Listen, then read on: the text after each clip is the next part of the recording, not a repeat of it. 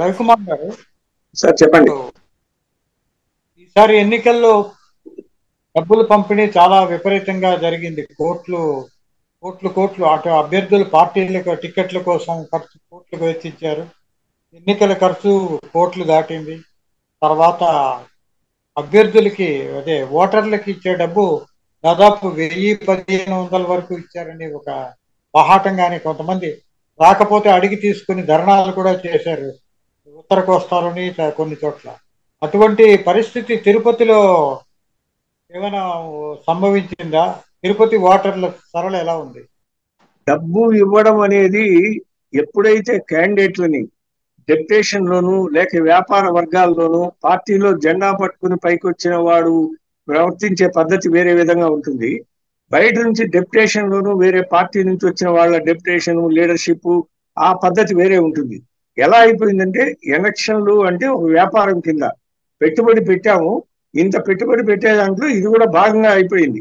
Part and పార్ట్షియల్, పార్టీకి ఇవ్వడము, ఎన్నికల నిర్వహణ, ఓటర్లకు ఇవ్వడం అనే 3 కేటగిరీల కింద డబ్బు విభజన చేసుకుని చేయాల్సిన పరిస్థితి ఉంది. తిరుపతిలో కూడా జరిగింది, అందులో ఏం అనుమానం లేదు. మీరు ఇంకా 1500 అంటున్నారు కానీ నాకు తెలిసి 2000 దాకా ఇక్కడ పలికింది ఓటు ఇవ్వడం జరిగింది. దాదాపు ఒక పార్టీ అయితే 150,000 మందికి ఇస్తే 1,00,000 దాకా ఇచ్చారని చెప్పారు. ఆ ఇవ్వడంలో తీసుకున్న వాళ్ళు, మధ్యలో ఉన్న వాళ్ళు, వసూలు చేసుకుని తినేసిన వాళ్ళు ఇవన్నీ ఎక్కువ వస్తాయి. ఇక మీద వచ్చే విమర్శలన్నీ అవే. ఎప్పుడంటే ఓడిపోయిన తర్వాత ఇవన్నీ చర్చలకు వస్తాయి తప్ప ప్రస్తుతానికి మీరు అన్నట్టు వేచి చూడడం అనేది ఇక్కడ కూడా చాలా బాగా కనబడింది. ఇంకా మా ఏరియాకు రాలేదు, స్లిప్ మాత్రం ఇచ్చేళ్ళారు, డబ్బు ఇవ్వలేదు అని అడిగిన వాళ్ళు ఇక్కడ కూడా ఉన్నారు. నేను తెలిసి టీటీడీలో ఏఈఓ అంటే ఆయనకి 1,30,000 ఎంతో శాలరీ, ఆయన చాలా బాధపడిపోయాడు. నిన్న మేము తాళం వేసుకెళ్ళిపోయామండి, పక్కింట్లో కూడా ఇచ్చారట, మాకు ఇవ్వకుండా పోయారని చాలా ఫీల్ అయ్యారు. అంటే అదొక హక్కు కింద మారిపోయే పరిస్థితి వచ్చింది కాబట్టి ఏం తక్కువ లేదు సార్, ఇక్కడ కూడా బాగానే పంపిణీ జరిగింది. అయితే ఇప్పుడు ఎన్నికల కమిషన్ దీన్ని అరికట్టవలసిన బాధ్యత ఉంది కదా, ఇంత బాహాటంగా ఈ విషయంలో ఎన్నికల కమిషన్ బాధ్యత రాహిత్యాన్ని ఎవరు ఎందుకు ప్రశ్నించడం లేదు? ఇది ఒక అలవాటుగానే ఊరుకుంటున్నారు. అంటే తీసుకున్న వాళ్ళు గొడవ పడతారేమో అని బాధ. ఇక్కడ ఏంటంటే ఎన్నికల కమిషన్ అంటే ఎవరండి? లోకల్ ఉన్న అధికారులే, వాళ్ళ తరఫున పనిచేసేది వీళ్ళే. వాళ్ళకు తెలుసు ఎవరికి ఇచ్చారు, ఎవరికి ఇస్తున్నారు అనేది వాళ్ళకు ఉంది. లాస్ట్ కి ఎంప్లాయ్మెంట్, ఉద్యోగంలో చేరిన వ్యక్తి, ఉద్యోగంలో పనిచేస్తున్న వాళ్ళు కూడా ఆ ఓటుకి అమ్ముకునే పరిస్థితి, ఇంత 3,000 5,000 తీసుకున్న వాళ్ళందరూ కూడా చూసాం మేము. కాబట్టి ఇవన్నీ చూసిన తర్వాత ఎవరు కాదు కాబట్టి ఇది అసలు తప్పని ఎవరు అనుకోవట్లా. కేవలం ఎన్నికల కమిషన్ చేయాల్సిన పని ఏమిటి? పోలింగ్ సక్రమంగా జరపడం, ఎటువంటి గొడవలు లేకుండా చూడడము, దొంగ ఓట్లు లేకుండా చూడడం అనే 3 అంశాలు అయిపోయింది. కానీ డబ్బు పంపిణీ అనేది వాళ్ళ బాధ్యత కింద ఎప్పుడో తప్పించేశారు. కాబట్టి అది పెద్దగా ఎవరో పట్టించుకోని పరిస్థితి అయిపోయింది సార్. అసలు ప్రదీప్ గారు, ఈసారి రాజకీయ సమీకరణాల ప్రభావం, ముఖ్యంగా జనసేన ప్రభావం తిరుపతి, చిత్తూరు ఏరియాలో ఎలా ఉండబోతోందండి? ఇంకోటి ఏంటంటే నగరి నియోజకవర్గం ప్లస్ పెద్దిరెడ్డి రామచంద్రారెడ్డి గారి నియోజకవర్గం, ఈ రెండు చాలా కీలకమైన నియోజకవర్గాలు. వీటికి ఫలితాలకు సంబంధించి అక్కడ జరిగిన ఏర్పాట్లు అయితేనేమి, అక్కడ జరిగిన రాజకీయ వ్యూహాలకు సంబంధించి వాళ్ళిద్దరి గెలుపు కూడా చాలా గట్టి పోటీ ఎదుర్కొంటున్నారు వాళ్ళు. దీని మీద మీరు ఈ పరిస్థితిని ఎలా చూస్తారు ప్రదీప్ గారు? సార్, ఇప్పుడు జనసేన ప్రభావం అంటే జనసేన ప్రభావం అన్ని నియోజకవర్గాల్లో అంతగా లేదని నేను అనుకుంటున్నాను. తిరుపతి లాంటి చోట్ల, తిరుపతిలో ఉంది, కొన్ని ప్రభావం ఉంది. ఇక్కడ తిరుపతిలో జనసేన క్యాండిడేట్ పోటీ కూడా చేశాడు. అంటే ఇక్కడ మొదటి నుంచి జనసేన ఇక్కడ బలంగానే ఉంది. తిరుపతిలో బలంగానే అంటే next to these main 2 parties YCP, TDP, వాళ్ళకి కొంచెం డెడికేటెడ్ క్యాడర్ ఉంది జనసేనకి ఇక్కడ మాత్రం. కానీ అన్ని నియోజకవర్గాల్లో ఆ పరిస్థితి అయితే లేదు. సో ఇక్కడ జనసేన క్యాండిడేట్ పోటీ చేశాడు కాబట్టి అది పవన్ కళ్యాణ్ ఆయన క్యాండిడేట్ పదే చెప్తూ వచ్చాడు, నేను కాదు ఇక్కడ పోటీ చేస్తున్నది, పవన్ కళ్యాణే పోటీ చేస్తున్నాడు, నేను కేవలం ఆయన రిప్రజెంటేటివ్ని అనే మాట ఆయన పదే చెప్తూ వచ్చాడు. సో క్యాడర్ కూడా పనిచేయడము కొంచెం ఆయన్ని దృష్టిలో పెట్టుకొని పవన్ కళ్యాణ్ కోసం చేసినట్టే చేశారు. కానీ ఫస్ట్ లో వీళ్ళెవరు కోఆపరేట్ చేయలేదు దీనికి. ఎందుకంటే నాన్ లోకల్ అనేది ఒకటి ఎస్టాబ్లిష్ చేశారు.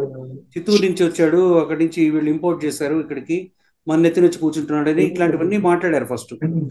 ఈవెన్ జనసేన పార్టీ వాళ్ళు లోకల్ గా ఒక మీటింగ్ పెట్టుకొని ఫస్ట్ ఆయన క్యాండిడేచర్ అనౌన్స్ చేసిన రోజు ఒక మీటింగ్ పెట్టుకొని ఎవ్వరు ఈయనకి కోఆపరేట్ చేయకూడదని ఒక రెజల్యూషన్ పాస్ చేశారు.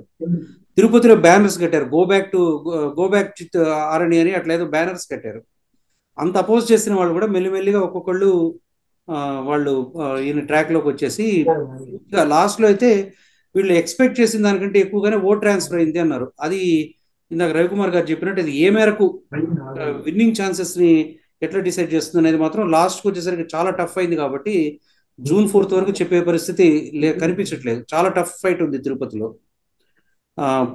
క్యాస్ట్ ఇందాక సార్ చెప్పినట్టు క్యాస్ట్ బేస్డ్ గా ఓట్స్ పోలరైజ్ అయినాయి. తిరుపతిలో డామినెంట్ కమ్యూనిటీ కాబట్టి అది జనసేనకి సపోర్ట్ చేస్తుంది కాబట్టి జనసేన టీడీపీకి ఇంకా ఆటోమేటిక్గా అక్కడ కొంచెం ఎడ్జ్ ఉండొచ్చు. ఎట్ ది సేమ్ టైం ఇటువైపు డెవలప్మెంట్ యాక్టివిటీస్ అవి చూపించినవి అవన్నీ వాళ్ళకి ఆల్రెడీ సిట్టింగ్ ఎమ్మెల్యే వాళ్ళ ఫాదరు, క్యాండిడేట్ ఫాదరు, ఆ అడ్వాంటేజెస్ వాళ్ళకి ఉన్నాయి. సో టఫ్ ఫైట్ అయితే ఉంది. మీరు అన్నట్టు ఇక నగరి పొంగనూరు కనుక తీసుకుంటే పొంగనూరులో పెద్దిరెడ్డి రామచంద్రారెడ్డి గారి గెలుపు మీద ఎవరికీ అనుమానాలు లేవు. ఆయన 100% విజయం సాధిస్తారు. ఆయన అక్కడ చాలా స్ట్రాంగ్ మ్యాను. ఆయన్ని కొట్టడం అంటే చాలా కష్టము. టీడీపీ నేను అనుకోవడం అయితే టీడీపీ టఫ్ ఫైట్ ఇచ్చింది with the support of Janasena. TDP tough fight అయితే ఇచ్చింది. మెజారిటీ ఏమన్నా తగ్గచ్చేమో నేను అనుకోవడం. గతంలో వచ్చిన 2019లో వచ్చిన దానికంటే మెజారిటీ సగానికి సగమైనా తగ్గచ్చేమో కానీ టీడీపీ గెలుస్తుందని మాత్రం ఏకోసారి నమ్మకం లేదు ఎవరికి. 100% అక్కడ పొంగనూరు రామచంద్రారెడ్డి గెలుపు ఖాయమే. నగరిలోకి వచ్చేసరికి అక్కడ డిఫరెంట్ ఫ్యాక్టర్స్. అక్కడ ఎమ్మెల్యే మినిస్టర్ గా ఉన్న రోజా గారు మొదటి నుంచి ఈ 5 ఏళ్లలో అసమ్మతితోనే ఫ్రెండ్షిప్ చేశారు, అసమ్మతి మధ్యనే గడిపారు. సో ఆమెకి ఎలక్షన్స్ వచ్చిన తర్వాతైనా కొంచెం అందరూ కలిసి వస్తారేమో అని కొన్ని చోట్ల అట్లా జరుగుతుంటుంది కాబట్టి అలా అనుకున్నారు. కానీ ఈవెన్ ఎలక్షన్ టైంలో కూడా ఎవ్వరూ ఆమెతో కలిసి రాలేదు. ఆమె దాదాపు ఒంటరి పోరాటం చేశారు. కొంతమంది జెడ్పీటీసీలు, కొంతమంది లోకల్ లీడర్స్ వాళ్ళందరూ ఈమెకు వ్యతిరేకంగా చేయడమే కాకుండా టీడీపీకి అనుకూలంగా పనిచేస్తారని కూడా వచ్చింది. లాస్ట్ రోజు దీనికి ఎవిడెన్స్ రోజా గారే ఇచ్చారు. లాస్ట్ రోజు పోలింగ్ ఆమె ఓటు వేసి బయటకు వచ్చి మా మీడియాతో మాట్లాడుతూ, సాక్షి ఛానల్తో మాట్లాడుతూ ఆమె ఏమన్నారంటే, నాకు టీడీపీ వాళ్ళ గురించి నాకేం భయం లేదు, మా పార్టీలో వాళ్ళ గురించే నాకు భయం అంట.